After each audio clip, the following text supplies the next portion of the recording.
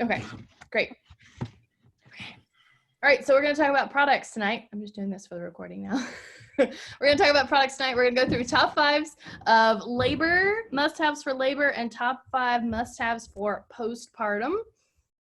And then we're also going to talk about some supplements to have, because we were going through and like, what are some of our top 5s? And we realized a few of them were some supplements, and we thought, okay, let's just make that a separate category, and put that stuff on there. So that we are not medical providers, that please consult with your provider before consuming anything. Don't hold us liable. Yes. Hashtag, yes. Okay. All right, cool. So I figured it out. I'm allowing you guys to start your videos. Oh, yay. Okay, now see if you can do it. Yay! That was awesome how they all popped on. I know. If there's a will, there's a way, y'all. This is the lesson for the day. Good. I don't feel like I'm talking to a screen or my face anymore. I'm talking to people. Awesome. Yay. Yeah, Love yeah. it. Okay, we're going to start with labor. And then how about we each go through, Michelle, Jackie, and me, we'll each go through labor and then we'll switch categories. Great. And we do not have this stuff written down. We were just saying how we should have gotten links for you guys. I think Michelle is going to work on that in real time to drop the links in the chat. But we'll do our best. And then, so take notes. I say that to say take notes because we don't have the stuff on a list yet. Usually we're better prepared, but We had a crazy week, y'all. Babies were raining from the sky. 2 babies today in the last like 10 hours. Yeah, these girls need some sleep. That's why I'm We're running. going to get unfiltered Michelle here, so hang on to your bootstraps. Okay. All right, so labor. So cup with a straw. I know this seems like duh for some, but a cup with an actual straw, not one that something. I would even say, I mean, Jack, that's good, Jackie, but I would go a step further and say have a cup with a bendy or twisty straw or something. I don't know. I see a lot of people pointing. Is something? Everybody hold up their straws. Okay.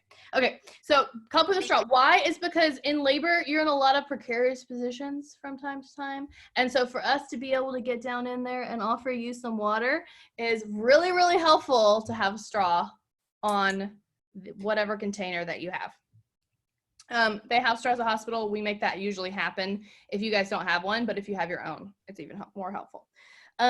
Rebozo, that's another one of my top 5s for labor. Why? Is because you can do so many things with a rebozo. One of the things that I've been loving lately, I don't even think if I can demonstrate this by myself, and I don't have one in here, but anyway, it's a rebozo is basically a long piece of cloth or a scarf.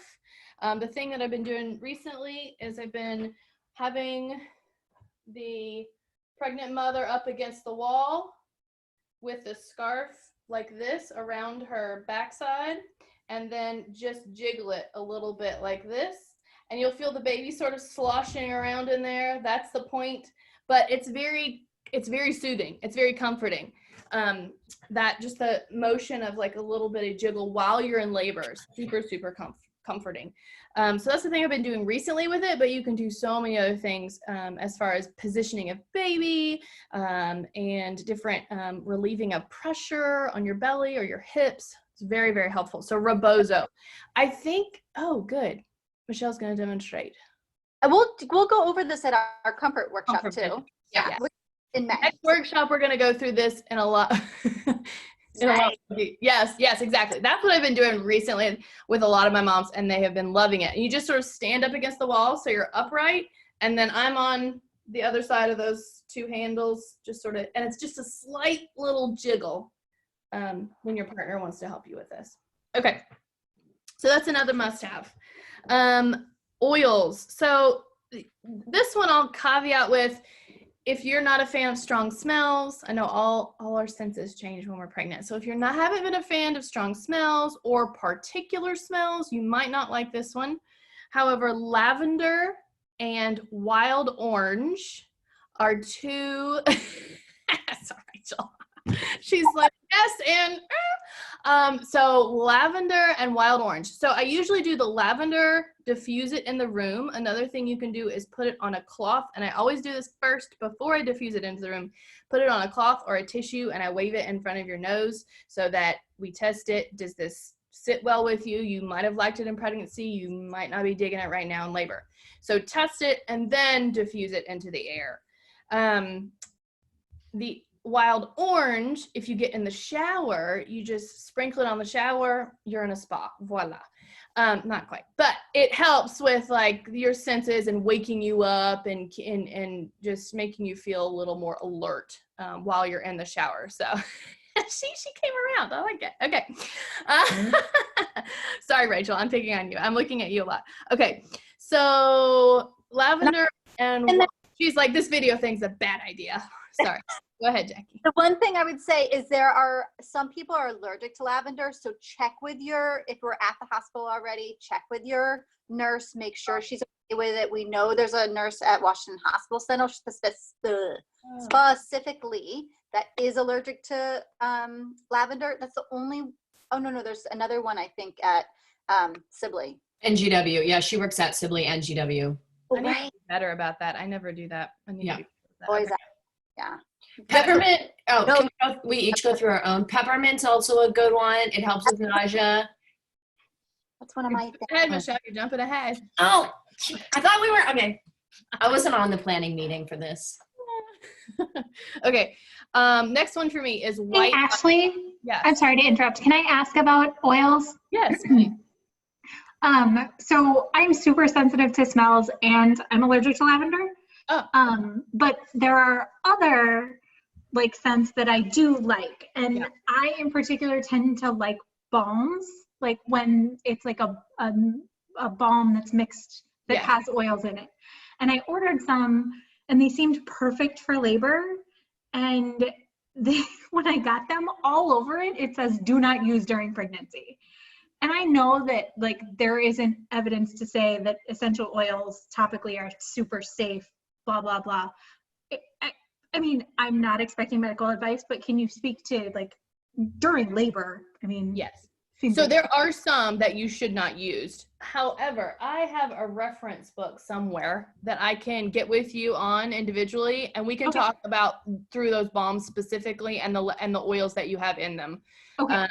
Yeah, there is. I have a book. It was written by, she's an herbalist or she's not an herbalist. What's the? Aromatherapist. Aromatherapist and a midwife. And so she wrote a book specifically on oils for pregnancy and oils for labor and all of that jazz. So I have to find it. I did this for my pregnancy, but I haven't looked at it in a long time. So I'll get with you about that specifically. Okay. Yes, we should say there are some oils I think that you should not, you're counterindicated for certain times so pregnancy and then breastfeeding as well that you should not use. Lavender, unless you're allergic, lavender and wild orange generally are safe. Peppermint. Peppermint's a lot. Is just CYA on all of their products. So I just think that like it doesn't matter what's in it. They just put this blanket statement on it. I don't think that it specifically was the ingredients that are. I think that's also the case. Yes. I think that, they have to be safe and covering the behinds for any reason. So yes. Okay. Good. Thank you. You guys interject questions at any time. And I'm not watching. I should watch the chat. White lights is my next one. My fourth one, white lights. So this is an atmosphere thing. It's not a necessity, of course, but it can really, especially if you're going in for an induction, having a strand of white lights to string up in the room, anything to make the hospital not seem like a hospital, right? My doula actually did this for me while I was in labor, much too long of a labor, but I was in labor for a long time. She strung up some white lights. It really changed the atmosphere for me. And then also I had them in my postpartum room, and I have this memory, and hopefully I won't tear up. Gosh, I got a little emotional right now thinking about that. I had this memory of like holding my brand new baby sitting in the chair and seeing the white lights reflected in his little eyes from the room. And it's just a really, really sweet memory of having that. I did tear up. My gosh. Okay. So next one is going to be, so white lights is a great one. Okay, next one is pressure ball or a comb. So these are different. I lumped them into one. They're different and they do different functions. So I'll talk about them. So the pressure ball, I should have got props. I'm wildly unprepared. Okay, pressure ball is anything like a tennis ball, a racquetball. I had a pink racquetball with me this last birthday did. And it's anything that you can use as a pointed pressure point. So you basically, instead of using your hand or the palm of your hand, you're using this as that pressure point, let's say on the small of her back, and you're doing round circles like this, or you're using it, I've used it before, honestly. I had a mom who the little foot was sort of lodged underneath her rib cage right here. And yes, that thing, Michele, also is very helpful. I had a foot that was lodged under a rib cage and she needed counter pressure on her rib cage. And so I used that ball for counter pressure on her rib cage for it to be like a soft, not a hard surface, but a soft counter pressure in a pointed area. So those are super helpful. The comb is just a regular like hair comb that you would use. Michele has it in her hand, and that's how you would use it actually. Remember, did you guys talk about that in your class on the workshop? I wasn't there this past workshop. No, because that's for the comfort measures. That's for the comfort measure. Okay, so the comfort measures, we'll talk about this more, but you have receptors, pain receptors in your fingertips and in the palm. Is it palms of your hands or fingertips, Michele? Palm of your hand. Both, in your hand. And if you take that comb and just sort of dig it into your hand or squeeze it while you're having contraction, it's some stimulus to stimulate your brain and fill up those receptors. So the intensity, the idea is that it's blocking those receptors so the intensity of your contractions are not getting there, right? So that's another, it's an odd comfort measure because it's a total brain chemistry type comfort measure, but it can really distract you and give you a rhythm. It can be part of your rhythm that you're into. You grab your comb and you start working it in your hand and that kind of thing. And I've seen this really, really help some moms.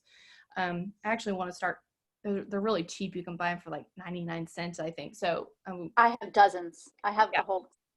that's what I need to do. I need to get some. Okay, that's my first 5. Michele? You want to go? What should I? Yep, I'll go first. Or I'll go next. Okay, so my top list would be your own hospital gown. This you can either get just something you already have at home, something that's really easy to take on and off or to pull down so that we can do skin to skin really easily. Or you can buy like gownies, or there's ones you can buy on Amazon that actually have the snaps. For reference as to why I think this, see Jim Gaffigan's home birth sketch. And it's worth it to watch it.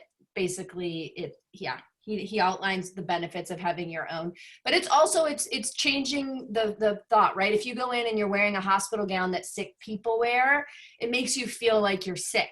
If you go in wearing something that's your own, then this is a normal, natural process and it's comfortable. Plus the hospital gowns are big and boxy and they get in the way and they're, all the things. But as you're all sitting at home, go on YouTube, search Jim Gaffigan's home birth sketch, and that's also worth your time.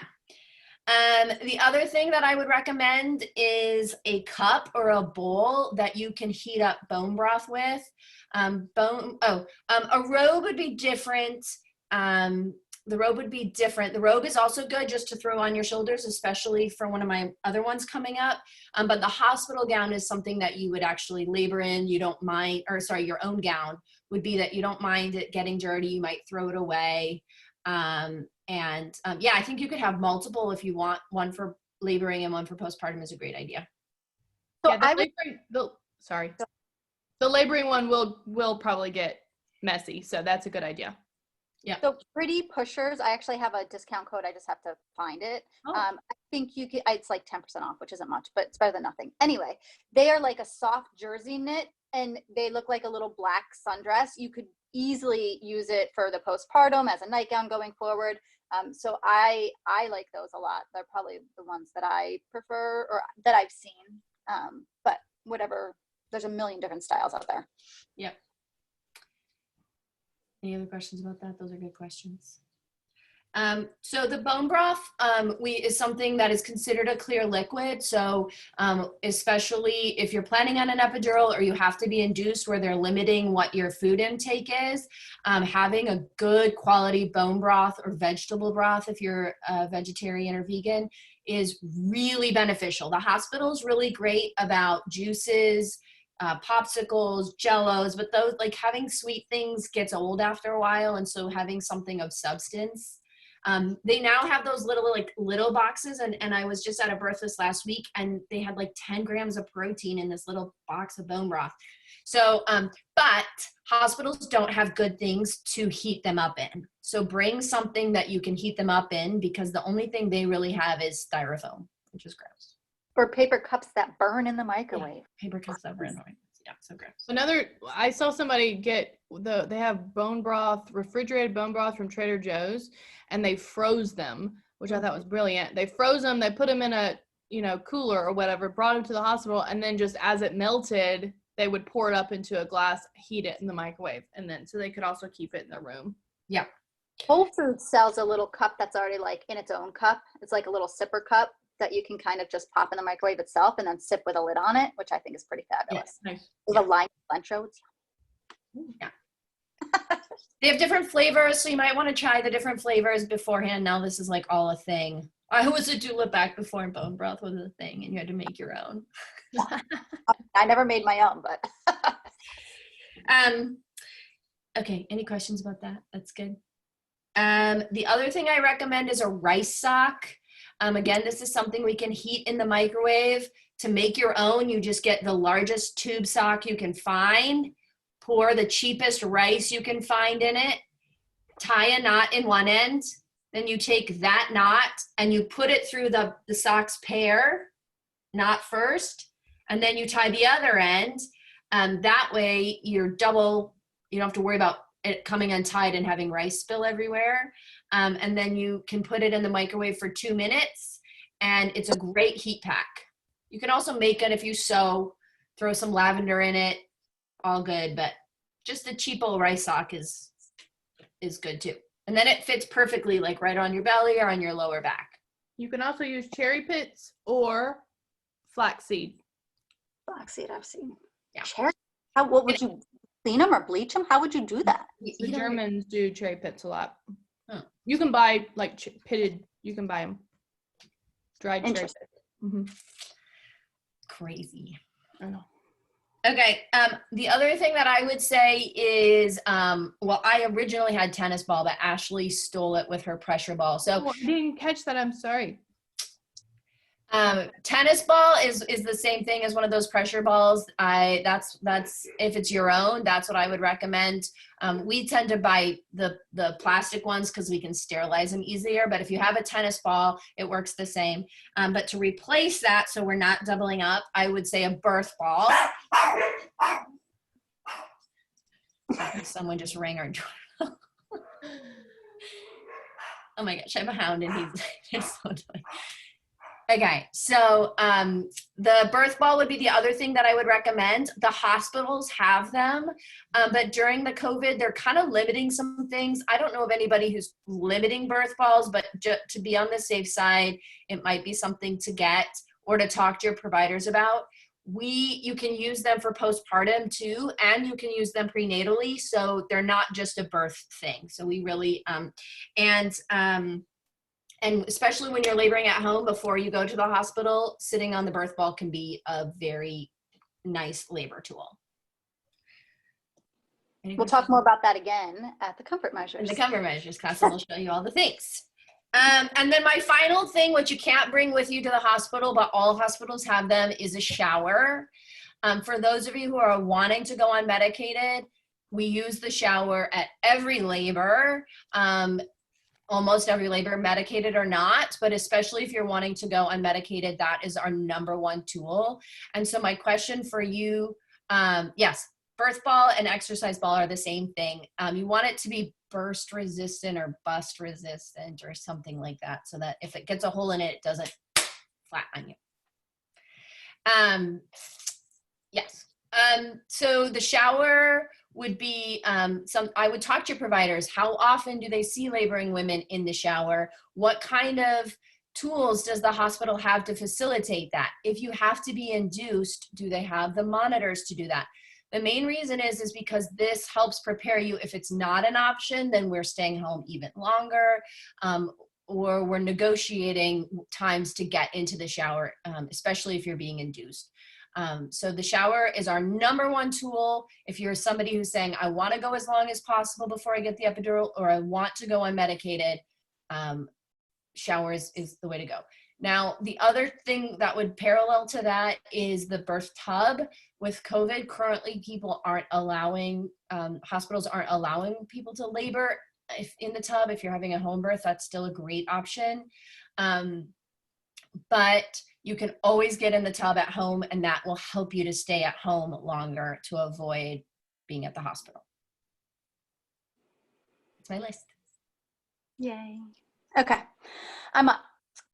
My first thing I usually suggest that people bring to the hospital that's not on most hospital packing bags is a big towel. I hate small, scratchy hospital towels. Getting in and out of the shower is something a lot of women will do in labor. So having that little tiny thing to try to dry yourself off is going to be really annoying. Not only that, but it's the most, I still recall every single birth that I had, the shower right after birth, I think is the most amazing feeling in the world. And having a big towel to be able to wrap yourself in with that, I think is a game changer. So I usually really encourage families to consider bringing a big towel with them to their birth. Question. Oh, back about the shower. Yeah. Whose decision is it? Well, great question. It should be your decision, unless they don't have the ability to manage you the way that they have expected. Like if you have to be on continuous monitoring for whatever reasons, like if you're on an epidural, or if you have pain management on board, or something's going on, some kind of Pitocin, then you won't be able to get into the water if they don't have wireless monitors, right? So I think there's a few pieces in there, but it's a reason to start those conversations now with your providers so that you can see what is expected. How do they manage that, right? What am I missing? Yeah, continuous monitoring is what is the deciding factor for most providers. If the hospital doesn't have wireless monitoring and they're wanting you to be continuous monitored, so it's kind of a 2-point question prenatally to ask. First of all, does the hospital have wireless monitors?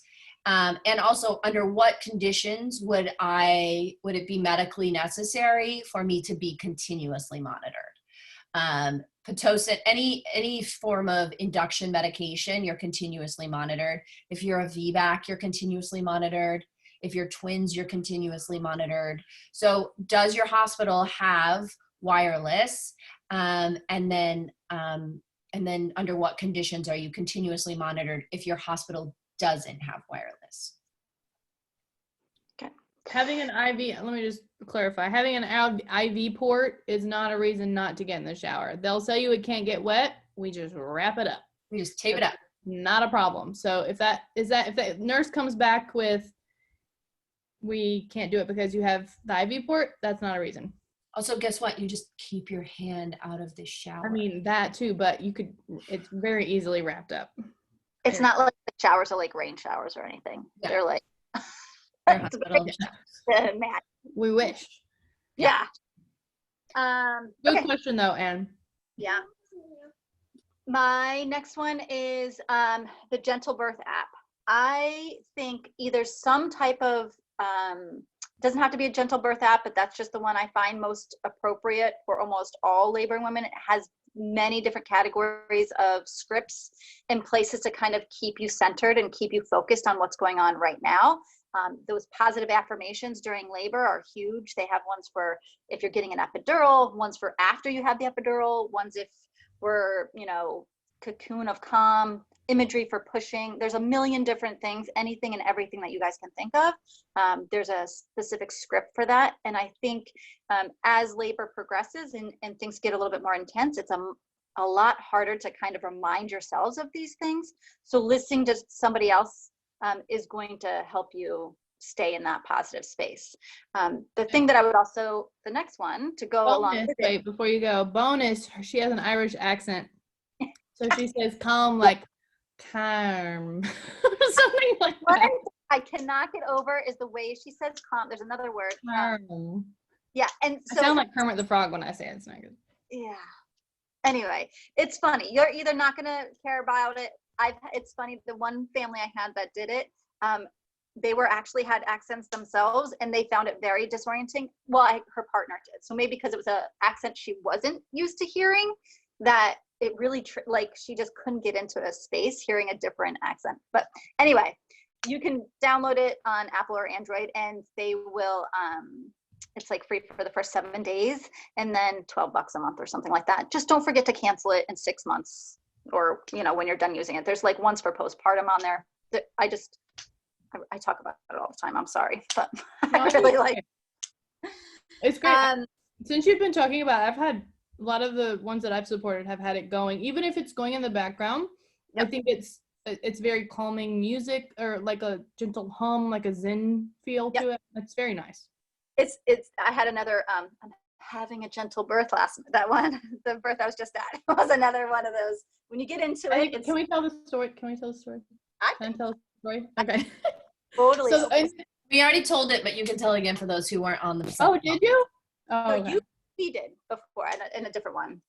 Oh, I was gonna say we had a birth that was going, and on the recording, the recording says, "I'm having a gentle birth," and she just affectionately changed it to, "I'm having a gentle effing birth. I'm having a gentle effing birth," and it was helping her. That was like her mantra that she was going.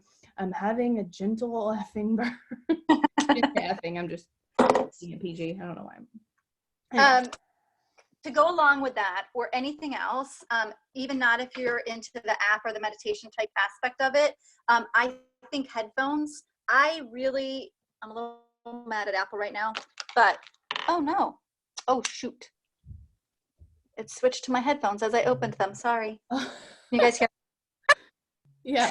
So I'm mad at Apple, but I still love their earpods, especially for birth, because there's potentially so many wires, and there's movement and stuff. To be able to have the wireless earphones in your ear, I think is a game changer. There's a couple times I think that they're even more important to be in your own space, either if it's music being played to you, some other hypno program, or whatever it is. Walking into the hospital, if you're in active labor and you guys are getting prepared to go into the hospital, once you get into the hospital, things can kind of shift, and it's a big adjustment for your body. The lights are very bright. There's a lot going on. There's some stressors about what needs to be done before you can kind of get settled into your room. I tell partners or the birthing individual to put earphones in, put sunglasses on, put a hoodie on, and just focus. Stay in your lane, stay right where you are, stay in that labor space, and allow your partner to do all the other talking. They can answer the basic questions. There's like 5 questions that everybody wants to know, like, when was your first day of your last menstrual period?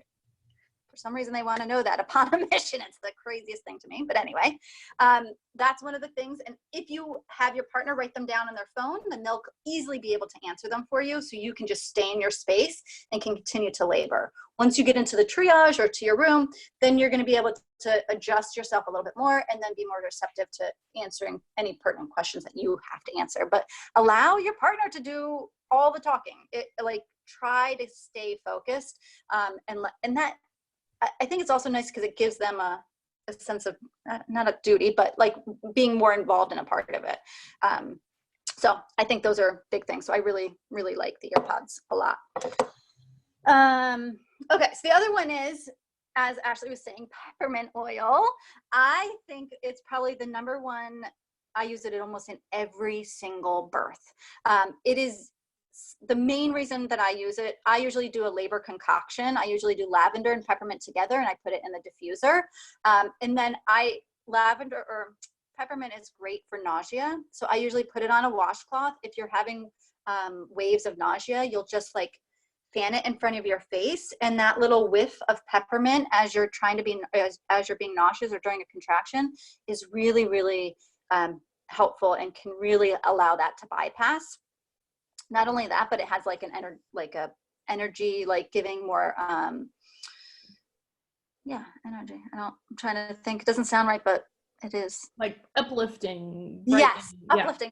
There you go. The other thing I use peppermint oil for is after birth. After birth, no matter what's going on, if you had an epidural, you're going to have a catheter. That first urine after you take a catheter out can sometimes be a little bit stage frightish, like your body kind of retains and doesn't want to let go of anything. When you're unmedicated, like all births, after you deliver a baby, your body's like, nope, nothing else is coming out from here right now. We're going to kind of just be healthy and kind of stay focused.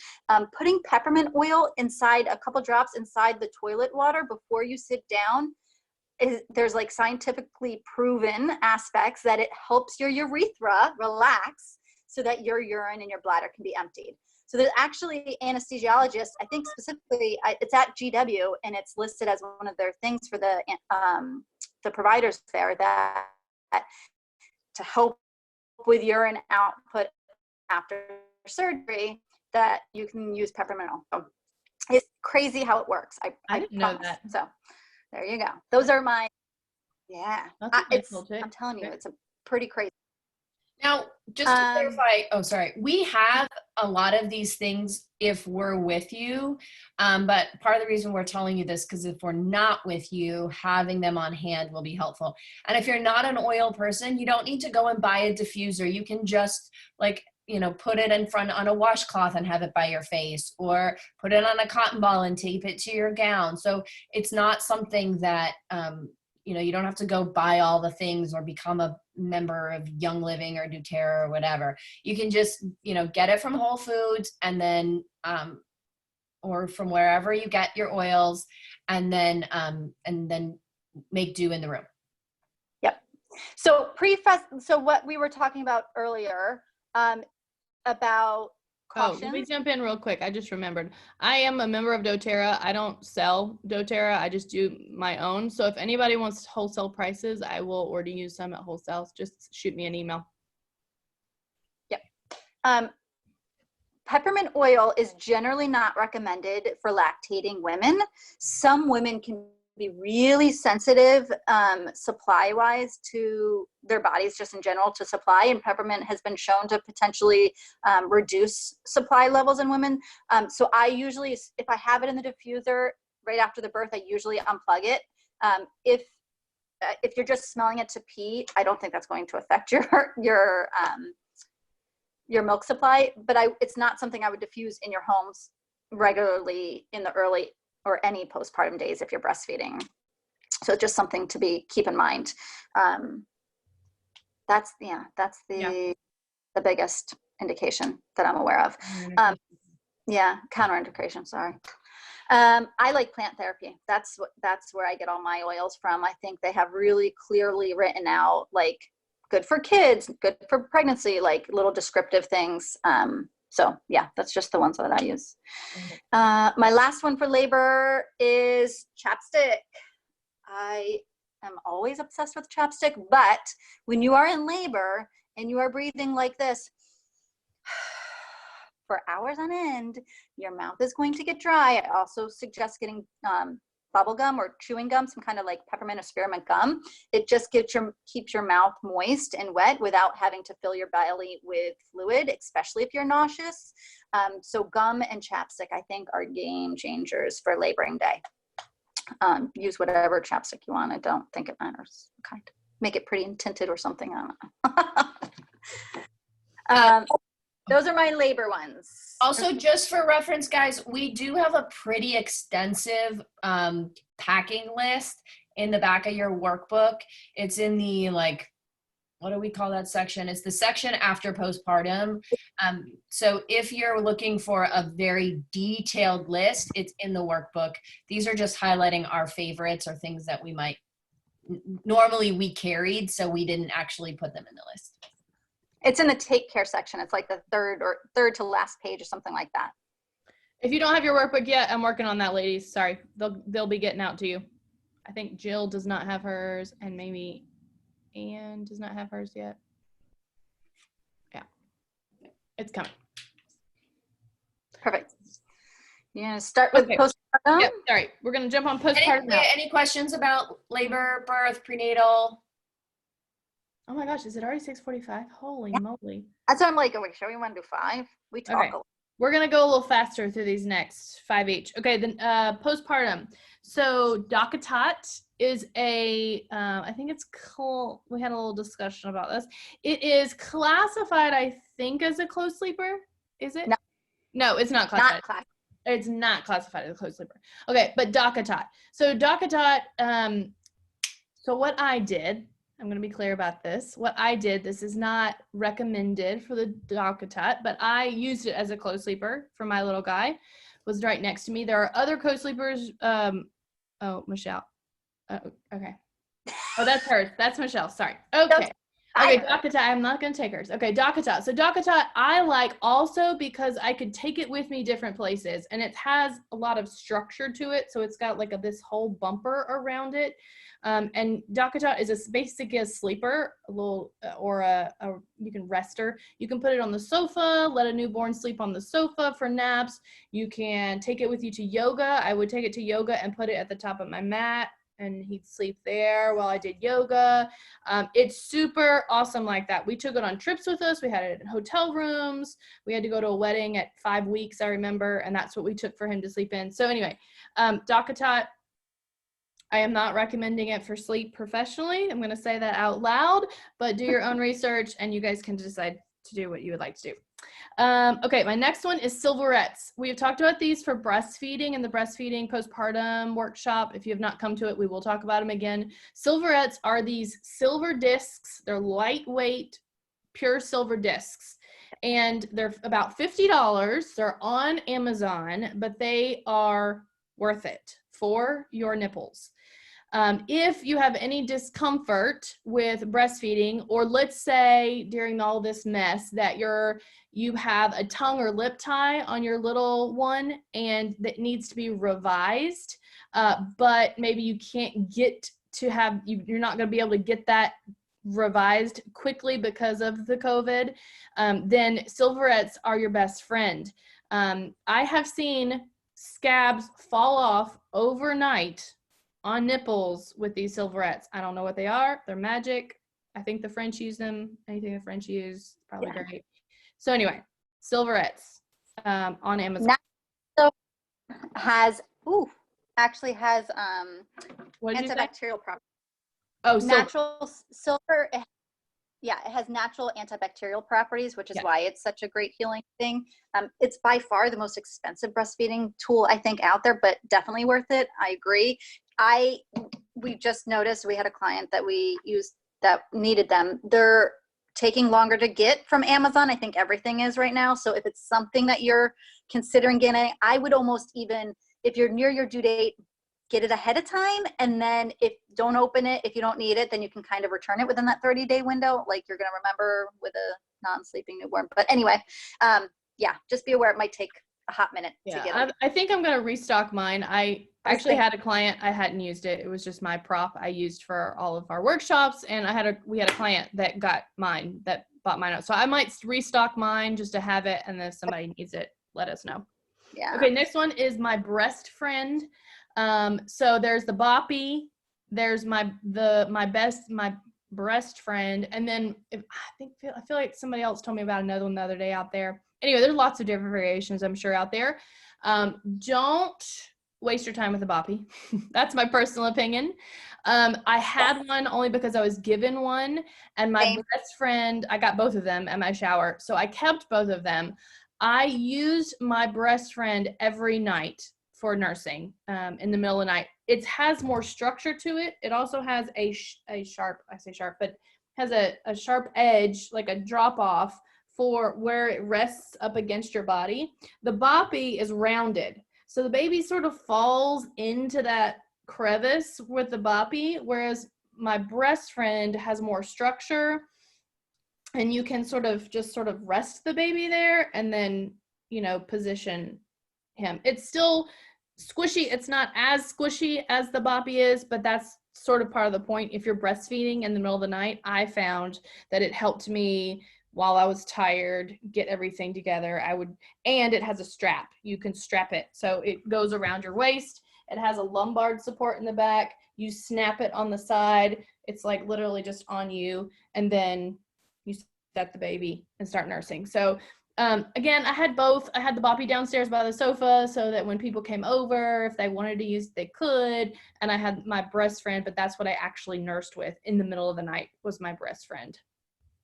Okay, moving along. Oh, sorry. I'm putting these in the chats for everybody, but the links kind of all blend together. So sorry, just so that you know I put all these in. Yeah, reminder, as Ashley said before, if you want to keep the link, pop it, like click on it now, and it'll pop up in another window, and then you can revert back to it later. Okay. I heard my 3-year-old marching down the steps. I thought he was about to barge in. Okay. So next one, scar away. Scar away. This is for C-section mamas. If you end up in a C-section, I'll out myself. I personally ended up in a C-section for my birth with my 10-pound baby. And so scar away, C-section strips. So you can find them on Amazon. If you are a mama who has a C-section, we'll talk to you about this again also and some other products that we recommend. You might also have a scheduled C-section coming up. These are awesome. Scar away. So when you have any kind of skin that's been cut through, there's a little bit of sensitivity and sometimes burning in that area. The scar away patches really cover the whole scar, but cover the skin around the scar so that it is all very, when your underwear won't bother it, your pants won't bother it, those kinds of things. So scar away, C-section strips, loved them. Okay, the Wonder Weeks. Wonder Weeks app. The Wonder Weeks app. So there is a Wonder Weeks book that I have not read, I'll be honest, but there is a Wonder Weeks app that has so much information in it. I think it's $5.99 to purchase, but I would say it's well worth it. What you do is you put in your due date, or I think it's the due date or the actual birthday. I can't remember. I think it's your due date because it's based on gestation. So you put in the due date, and then it basically shows you developmental milestones for your little one. And why this is helpful is because you will have times as parents to where you'll be like, I have changed this little guy or girl. I have washed them. I have fed them. I have burped them. They don't have gas. What is wrong? And they're still crying. Sometimes they just go through mental developmental leaps, and this app will tell you about when those leaps happen. It was a game changer for me because when I had done all the things I knew to do, I would flip open the app and be like, oh, that's why he's having a rough day today, or something like that. Now, I will also caveat that with, when you know your baby and you have ruled out everything, you feel like you need to get a medical provider involved, get a medical provider involved. However, this app did really help me to soothe my anxieties as a parent. Okay, that's my 5. Any questions about Ashley's 5? We're trying to go a little quicker. Okay, so I actually recommend the Arms Reach Co-Sleeper. The Arms Reach Co-Sleeper attaches to your bed. It has a strap that goes under your mattress, and it keeps your bed connected to the bassinet. They have a mini, and they have a full size. If you are somebody who has a nursery and eventually your baby's going to be in a different room, then I think the mini is perfect. We actually didn't have a nursery, and so the full size converts to basically a pack and play. And so once they can pull themselves up, then it served as a pack and play. But the nice thing about that is the baby is right next to you, and in the middle of the night, you can pull baby in bed with you, nurse baby, and then you can put baby back. The other reason, as we talk about in our postpartum workshop or when we're with you, is everybody, we talk about how the American Academy of Pediatrics says you shouldn't sleep with your baby. we all have opinions about that, and we're happy to go on that journey with you. If bed sharing seems like a good choice for your family, please see us. But what we do say is in those early weeks when you're exhausted, you're gonna fall asleep in the middle of the night nursing your baby. And so what we recommend is making your space safe so that when you fall asleep, you're not on the couch, and ideally you're not in a rocking chair either. And so it might be helpful to differentiate between co-sleeping and bed sharing. Yeah. Because I think that those get intertwined often, and they're different. Yeah. So co-sleeping is your baby's in the room with you on a separate surface, which is why it's called a co-sleeper. Bed sharing is when your baby is sleeping in the bed with you. James McKenna out of Notre Dame is the leading researcher on bed sharing, and he has guidelines on how to do it safe. Again, that might not be the journey that you want to take, but please read through his guidelines so that you create a safe space for your baby. And for me, having the co-sleeper there attached to my bed, in case I fell asleep with my baby, there was an extra surface there to help prevent the baby from falling out of the bed. So arms reach. So, sorry, can I just reiterate what you said in a different way so make sure it's heard? We have to assume as a new mother, you are exhausted and that you will fall asleep nursing your baby if you're nursing it in the bed at some point. So that's why we're saying just assume that you probably will fall asleep at some point and make that space safe. Yeah. And we would rather you fall asleep in the bed versus the couch. This is for partners as well. Partners, if partners are taking the baby in the other room, so they can get a little bit extra sleep, like same concept. Yep, same concept. So arms reach co-sleeper. I still have mine. My youngest is 4 and I'm like so bonded to it, which is weird, but I do. It's in the basement. Okay. The Moby wrap would be my other go-to. Moby is the name brand for what's also known as a stretchy wrap. We will talk about this if people want, but I think the Moby has a lot of forgiveness. Jackie's going to talk about another one, but for me, the Moby was good because my partner and I are different sizes, and the Moby is a one size fits all. Yes, I'll put those in the, I'll put everything I've talked about in the chats when I'm done. The Moby is a one size fits all versus other ones that are different sizes. So if you and your partner are different sizes, having something like the Moby, which has a lot of forgiveness, is essential. And when you have a fussy baby, you take that Moby, you put the baby in the Moby wrap, you sit on that birth ball that you bought, and this is how you watch TV from 5 to 9, because that's the witching hour, and it's all good. So true. No, it is, those of you who have kids. Yeah, you stand in the grocery store and still do this 10 years later. Yeah. It's like You do. all the time. So the Moby wrap is my go-to favorite. And this is something we can show you once the baby is born. We can walk you through it. It feels super overwhelming at first, but it's an easy sharp learning curve. And there's tons of YouTube videos because everybody feels like they need to show you how they can do the Moby wrap on YouTube. It's weird. Any wrap, I think if you have it on hand prenatally, start wrapping. Obviously, it's not going to fit the ideal way when you have a baby bump, but it'll release some of that anxiety about, it's pretty intimidating. It's a lot of fabric and it's supposed to secure your baby in. So the more you do it, the more confident you get in it. I strongly encourage. I see so many families who are, 2 months later, like, oh, I never tried it. I wasn't sure. I wasn't confident. And once they start, they're like, oh, why didn't I do it sooner? And if you have other kids at home, this is, as Jackie would say, this is a game changer, because that's how you survive having multiple kids. Also, I should add this on here, if you have multiple kids, an iPad, and get your proficient on the iPad. That's how you do it. And there is no judgment. Or you can judge me, but that's how you survive. Okay.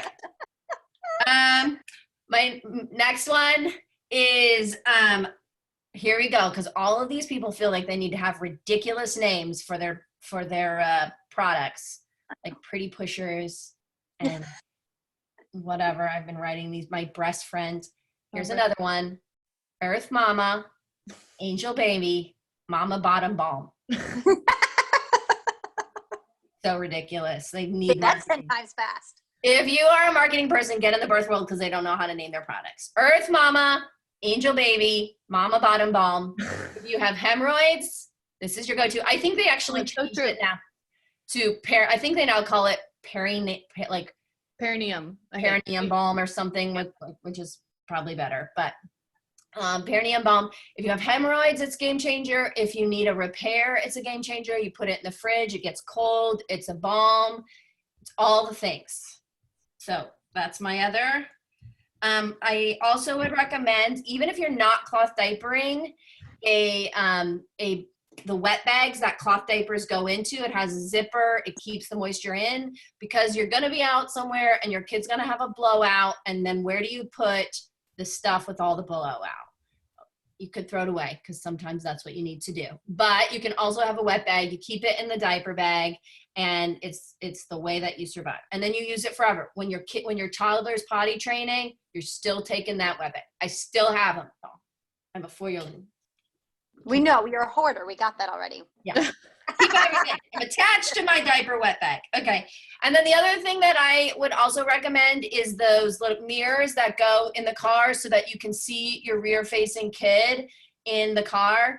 My kids screamed in the car for like the first 8 months. Anytime you went anywhere, it was horrible. They choke because they're crying so hard. So that way you can see that they're okay. Everything's fine. They're just, yeah. And then when you're a first time parent, you actually pull over and you nurse them. And by your third, you're just like, put the earplugs in and you drive.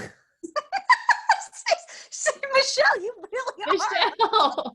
Okay, we're gonna mute Michele now Okay. and talk about supplements. Okay. I'm real, y'all. That's how you survive. Okay, that's all I got. No, Jackie's going, right? Oh, Jackie, good. Okay, so my number one, I think it's the best thing since sliced bread. It's the haka. I'm going to show this to you guys because I can't tell you how many people don't use it. I don't want to say the correct way. There's a million ways to do things, but a super helpful way. So technically this is considered a manual breast pump. I would consider it a passive pump. I would not say that this is the only pump you should buy if you're planning on collecting milk at any point.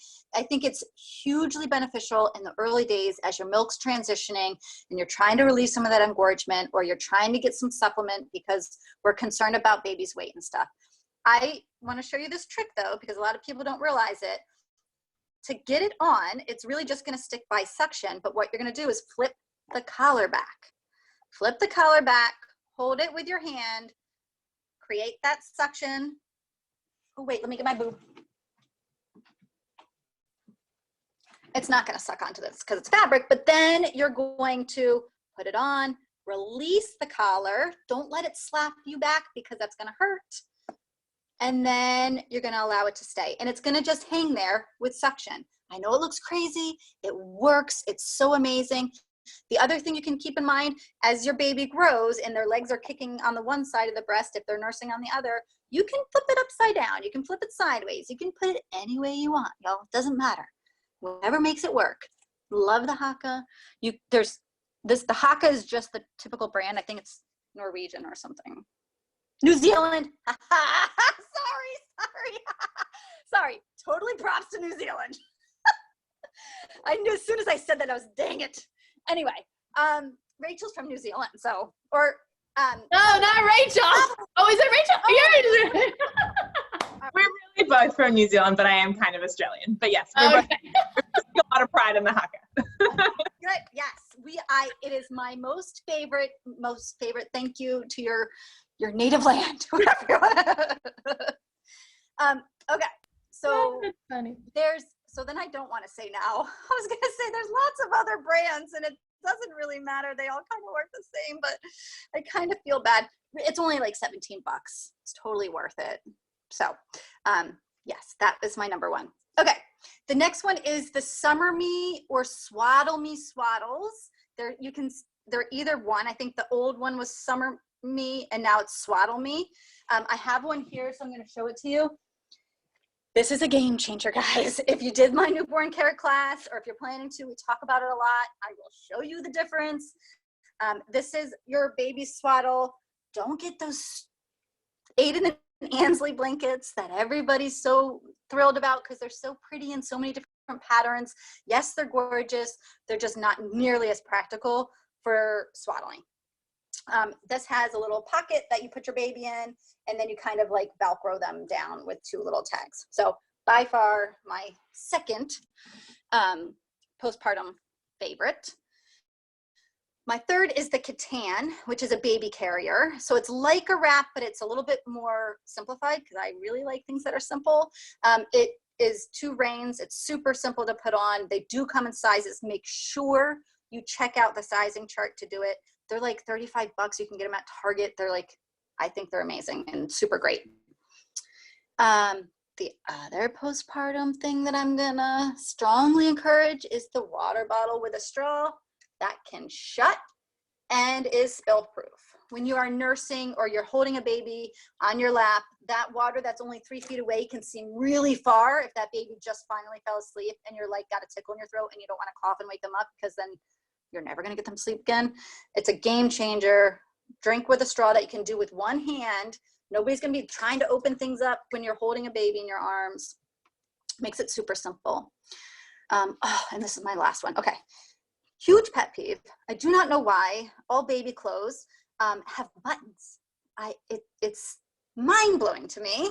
Buttons are your worst nightmare. In the middle of the night, 2 o'clock in the morning, you're changing at least 3 diapers overnight. Who in the right mind is trying to figure out what button goes where? Target brand and a lot of other fancy brands have zippers that are actually reversible. So they zipper from the feet to the top. Game changer. You can keep the top still on the baby and just undo the feet. Love them. They're my favorite thing as well. If you're not going to do a zipper sleeper, the sleep gowns. Boy baby, girl babies, I don't care what gender baby, just it's a human baby or animal baby, I guess, whatever. The gowns that you can just slip up is also a great thing. Please stay away from buttons for your own sanity for the overnight hours. That 30 seconds or a minute is going to help. And then you're not going to be like looking at your partner like they're crazy because in the morning they're totally misbuttoned and they're like, what did you do? So yeah, those are my tops. Ashley, you're going to go back over Perfect. supplements. All right. Sorry, we're dropping a lot of links are really long, but we're dropping a lot of links in the side over on the chat. I think Michelle just did all those, right? Yep, I got them all. Okay, perfect. All right, supplements. We're gonna do these 2 quick. We know it's 7 o'clock. Supplements: Floridex or Blood Builder. Floridex or Blood Builder. Those are both iron supplements that we highly recommend.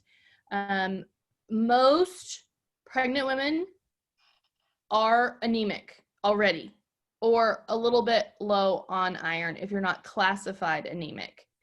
After you have a baby, you lose blood, a little bit of blood. It varies between person drastically how much blood you would lose. And then also if you have a C-section, you are losing more blood. So we highly recommend Floridex or Blood Builder because iron levels can affect your supply level, your breast milk supply levels. It's like one of those things where if we're troubleshooting with you with supply, we're asking you, and in your intake form, when you came on with us, we asked you about that specifically if you're anemic, because that will affect your supply. So Floridex or Blood Builder, I put the links already in the side. It's jumbled up in there, but it's over there. Magnesium. Magnesium is one of those supplements that the general population is deficient in, but it helps pregnant women in a lot of different areas. There's a lot of research on it. You can look it up out there. Someone who I love following is Aviva Ram. She's an MD, OBGYN, I think an herbalist, but she has a lot of amazing natural commentary on magnesium, oils, all of that. Aviva Ram, avivaram.com. She also, I'll put this in there real quick. She also has this course on, I got it. Okay. She also, oh, thank you. She also has this course on her website about how to support your children naturally, like how to support their health, which I'm considering taking. It looks great. Anyway, so magnesium, the brand of magnesium that we recommend is Jigsaw. I think, Michelle, you know more about this. you're the magnesium buff, I think. But Jigsaw is just a really good pure brand of magnesium. Is that what it's? Yeah. Yeah. And easily found on Amazon. Yeah. And easily found on Amazon. Yes. I've again The other posted a thing link. is that I didn't know before I got into magnesium. Maybe most people knew this, but there's several different types of magnesium, and so getting the magnesium, it's really easy to Google the different types and what they do. But if you have like if you're having irritable uterus or you're having muscle cramps, then magnesium malate, I think, is the one that you want. If you're having different concerns, like there's even some that help with kidney function and things like that. So, or like if you feel like you have bad pregnancy brain, there's one for that. I think it's magnesium phthalate. If you're constipated, magnesium oxide is our go-to, more than any stool softeners, more than anything. If you're constipated, magnesium oxide is a gentle way to get things going. Again, of course, with all of these, talk to your provider if they have any concerns, but I didn't realize that there are different types of magnesium for different things. And Jigsaw has, like, again, they have really good ones that also Epsom salt is a form of magnesium, and we actually absorb magnesium best through our skin. So magnesium lotions, Epsom salt baths, magnesium sprays, they can be a little itchy though.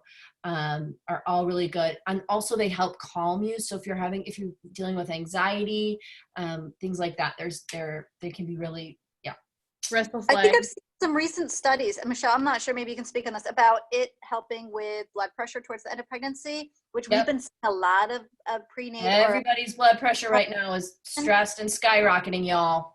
So for all the added benefits, I think magnesium is and morning sickness. Yes, And- it helps yeah. with morning sickness. restless leg syndrome. Well, let me caveat that morning sickness is its own beast, if you will. We don't really know. They don't really know what causes morning sickness, but there is some speculation that it's a deficiency in magnesium. We have found that it's like stretch marks. If you're going to get morning sickness, you get morning sickness. If you're going to get stretch marks, you get stretch marks. There's nothing really that can prevent it. It's sort of hereditary type of a thing. But magnesium, if you can keep it down, can help with nausea. Yep. Okay, moving along. Okay, these next two are sorry. Oh, sorry. These next two are teas, herbal teas. Again, we suggest that you run all this by providers and talk to them about these things.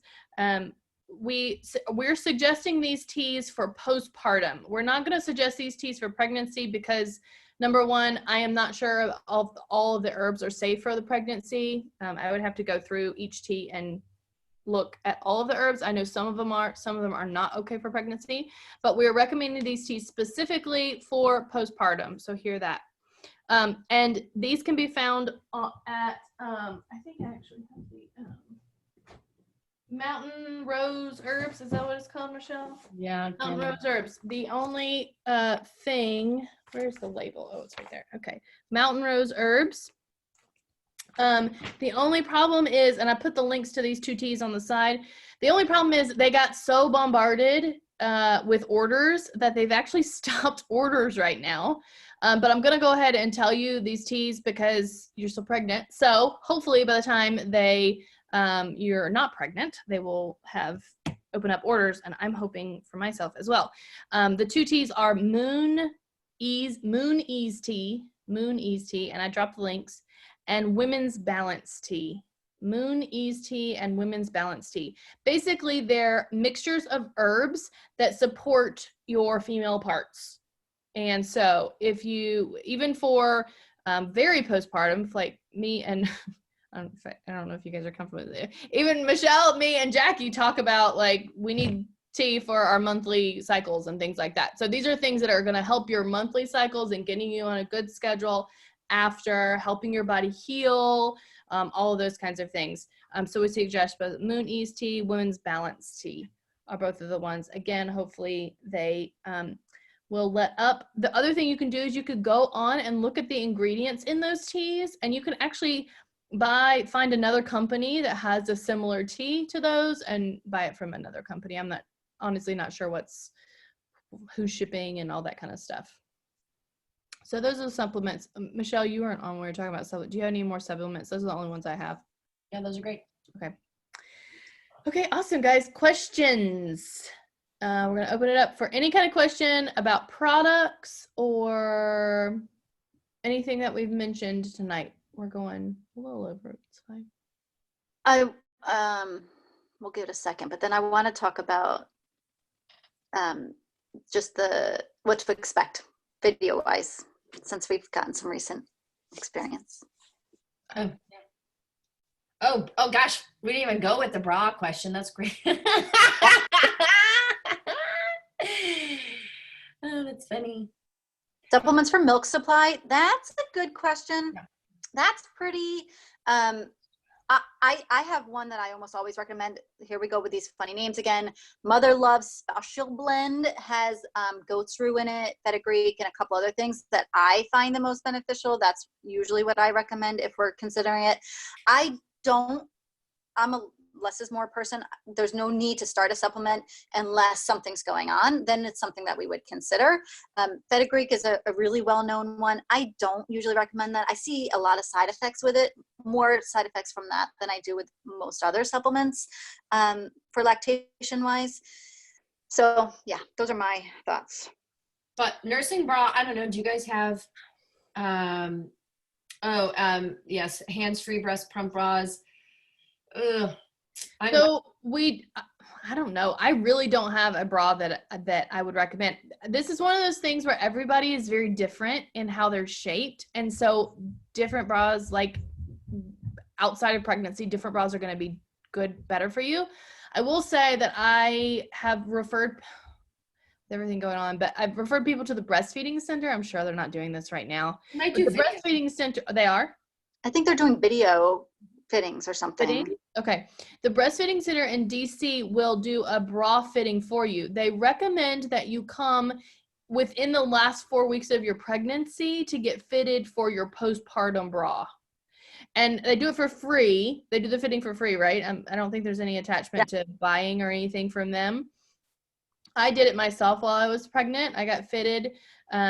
If you're one, you might be, let me just throw this out there. You might be someone whose breasts will change regularly. So you might need a bra in the last few weeks of your pregnancy. You might need a different bra postpartum for the first couple of weeks. You might need a different bra after that.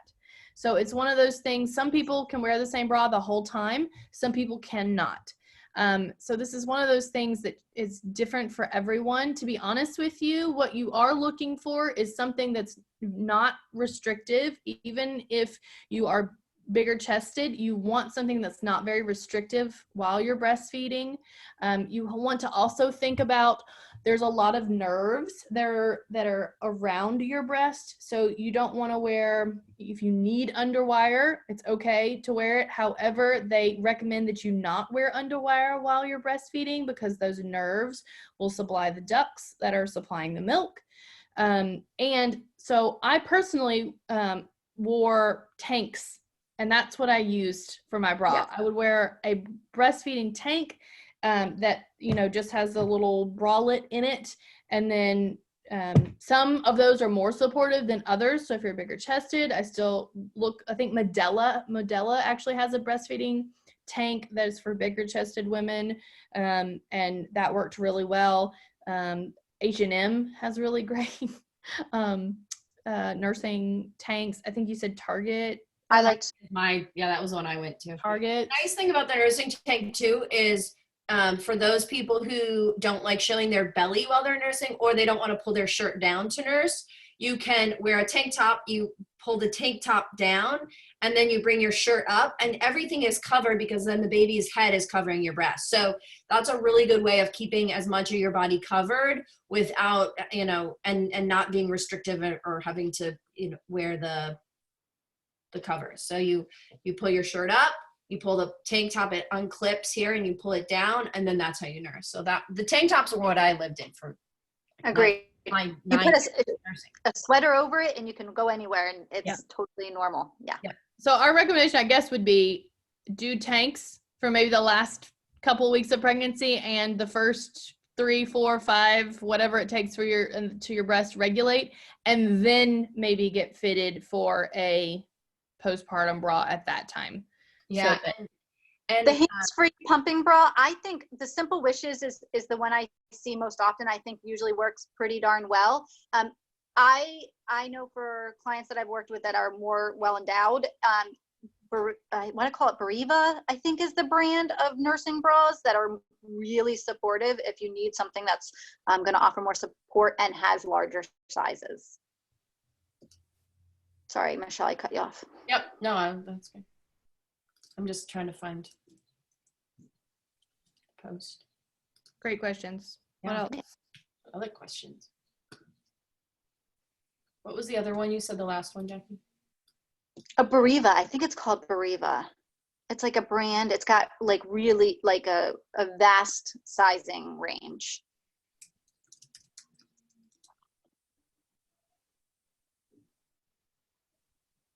Bravo, maybe? Something like that. It's like something like that. Bravado. Sure. All right, guys, if there's no more questions, we're gonna wrap up. Well, let's go to Oh, anybody. the COVID thing, yeah. The Oh. only thing that, so recent experience that was not something that we've experienced previously was that at the birth I was just attending, some providers may not be comfortable with the screen. We might have to be a little bit more strategic and open and have conversations with your providers about where the screen is going to be during procedures or during the actual birth. This provider didn't want the screen towards them, that I had to be facing the wall during a procedure. It was the first experience I had like that. Interestingly enough, in our little Birthday World group chat, somebody else had a very similar experience, and quite honestly, that's not something that they can dictate. Again, we're not trying to go into battle at Birth World. We want to have these conversations with the providers earlier on so that we know what to expect, so that we can have an open mind and communication so that everybody can be on the same page. The general sense is providers want to be cautious that they're not being recorded, possibly. One, I don't think we can record on the portal, but anyway, it's not even something that didn't even ask. But yeah, so that was just something that was brought to my attention that I was really surprised by. And I wanted to make sure that we all have, if we're going to be virtual with you, make sure your providers know when we get there, let's strategically set up a good space for different procedures or things. So nobody feels like their space is being invaded, because we want to be respectful of them, of everybody involved. But it is your birth and your choice who's going to be there. Just if we were in person, they wouldn't ask us to face the wall during your birth. I wouldn't have expected that during the pushing Also, stage. interestingly, some providers are having us be turned off during epidurals. Yeah. Things like that, where they used to say you only one person or no people for epidurals, and they would say it was because of infection. And now they're not having us there, even though like we're not like risking infection. So The only thing I can suppose that they are fearing that it's being recorded. yeah, That's it's a total probably liability thing. That's the only thing that we can think of, because there's really no other reason. But strategically, like as soon as the epidural starts, where you would put the camera in the room probably is on the opposite side where they would not want the camera. So as soon as, if you are planning to get an epidural and if you start to go down that road to get an epidural, look at the like we'll try to help you remember, but we'll say get the camera and get it on the other side of the room or somewhere else so that we can. Yeah. The interesting thing is the portals follow the movement. So typically during the actual pushing stage or right after birth, your provider is the only one who's actually doing something. And so the camera tends to focus towards them. Generally, we're not seeing very much anyway. There's a leg in our way or there's something else in our way, but it is I could, whatever.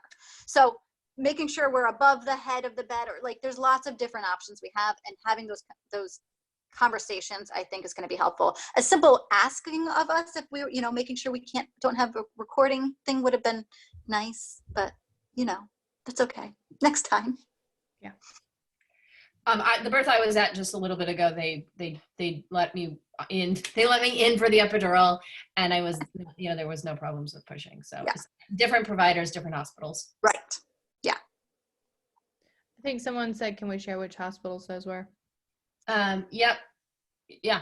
So at Sibley, but I was at Sibley 10 days ago and I wasn't turned off or told not to be a part of anything. So I don't know if it's necessarily per hospital wide. Yeah, it's more probably for provider. And I was at Alexandria. And we've heard about Shady Grove doing a similar thing. So I think. on a plus note, we're moving towards reestablishing opening things, right? And we've heard whispers that we're going to be opening elective surgeries at hospitals. Our hope as doulas is that we're going to be able to use that as our push. If you're going to have someone who can come in for a breast augmentation, then we should be allowed in the birth room, in my opinion. So let's all keep on positive thoughts, praying, fingers, whatever you do. The governor of New York just signed in an executive order saying that doulas are considered essential. And so we've already reached out to providers we have relationships with to say, look, if New York, who has the biggest outbreaks, is allowing doulas and saying they're essential, and is in the executive order also is saying they're not limiting partners during the postpartum. I guess that must have been happening in New York too, where partners were being limited. New York's doing it. Their governor's doing it. Let's get on board, DC. Yeah. I think the other thing to note there is that this whole reason why some partners weren't allowed in the OR at some hospitals. So if you had to go to a C-section or if it's a planned C-section, partners were not allowed being in because of conserving personal protective gear. I think that started to streamline a bit. So I think that's another way that we can kind of start advocating for. I think some hospitals are going to switch over easier. I think other hospitals might kind of hold on to it. So we're just going to have to wait and see. But keep asking providers at every appointment. I would say, what is it looking like? I'm really interested in having my doula with me. This is really important. What can we do to make sure it happens? And, kind of see where you sit. Also, if your hospital is restricting people in the OR, they're giving partners masks in the labor and delivery room anyway. And partners are being expected when hospital staff is in the room that the partner is wearing a mask. So take that mask and walk it into the OR. I don't understand. And also hospitals have scrubs that their staff that they can wash. So instead of giving the disposable scrubs, which staff isn't even using anyway, give the partner scrubs. I don't know. What we're saying is push back on push back on getting into an OR is what we're saying. Push back really hard because this is the birth of your child and you should be there. And so if you have to have a C-section, push back on that. That's what we're saying. Any other questions? I will get off my soapbox. I think it's good soapbox. We need to, We just got an update from our provider we're delivering at Alexandria that even if you are diagnosed with COVID, the partner still gets to stay. So that might be a change. Right. But we found that out this week. Good. That's great. Awesome. Great. Yeah. Any other questions? You guys are hearing, sometimes you guys hear it before we do. I think every hospital is having the person giving birth do a COVID test when they arrive. Some are having you go to the labor and delivery room first. Others are making you stay in triage until they get the results back. We're seeing the results come back within 30 minutes to 2 hours, generally. Yeah. So partners are not having to take those tests, right? That's been I haven't seen a partner take it yet. Nor our hospital staff. Yeah. Okay. All right, guys, we're gonna wrap up. Thanks for being here, and we will see you next week. Enjoy your Fridays, I will. Thanks, guys. Feel free to ask Turning any on your cameras. This is so fun to see all those that are Yes, thank you for turning your cameras on. I won't pick on you next week, Rachel, I promise. I think she got off already. Yeah. Bye. Stay on for a few more minutes if someone wants to ask questions with not too many people on.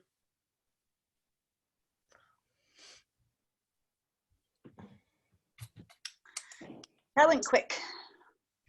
I'm gonna stop recording. Hmm. Although I don't know how to stop.